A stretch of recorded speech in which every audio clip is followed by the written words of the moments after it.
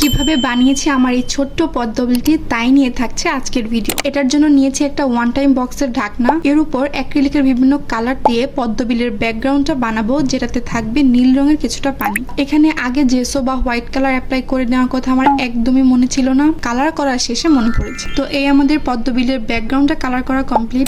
এরপর কিছু পাতা আমি আগেই বানিয়ে নিয়েছিলাম, এখন শুধু কিছু ডিটেলস অ্যাড করব।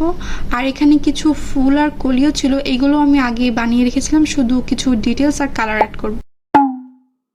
এখন আমরা করব রেজিনের কাজ। এন্ড সেফটির জন্য অবশ্যই হাতে গ্লাভস পরে নিতে হবে। রেজিন নেওয়ার পরিমাণটা অনেকেই জানো, সেটা হচ্ছে 2 চামচ রেজিন নিলে 1 চামচ নিতে হবে হার্ডিনার, অর্থাৎ যতটুকু রেজিন নিবে তার অর্ধেক থাকবে হার্ডিনার। এখন যদি 3 চামচ রেজিন নাও তাহলে হার্ডিনার নিবে 1.5 বা 1.5 চামচ।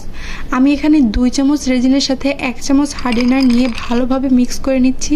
এর সাথে কিছু ব্লু আর গ্রিন কালার অ্যাড করছি যেন পানির একটা শেডো দেয়। এখানে আমি খুবই অল্প পরিমাণে রেজিন ইউজ করছি, যেহেতু আমার পদ্মবিলটাও ছোট আর এই ফার্স্ট টাইম আমি রেজিন ইউজ করছি, তাই ভাবলাম অল্প নিয়েই ট্রাই করি। এর মধ্যে কিছু পাতা আমি আগেই বসিয়ে নিয়েছিলাম, এখন এর মধ্যে রেজিন অ্যাপ্লাই করব। খুবই অল্প পরিমাণে রেজিন, আর তোমরা তো দেখতেই পাচ্ছ এর জন্য আমি কত ছোট্ট একটা চামচ নিয়েছি। চামচটা দিয়ে আমি পুরো বিলটাতে ছড়িয়ে দিব।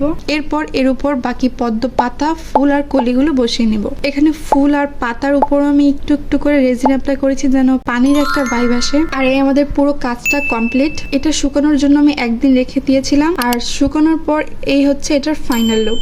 আর দেখো এটা শুকানোর পর কি সুন্দর পানির একটা ভাইব দিচ্ছে। ফার্স্ট টাইম হিসেবে আমি এটা আমার নিজের মনের মতো করতে পেরেছি। আর তোমাদের কাছে কেমন লেগেছে অবশ্যই জানাবে।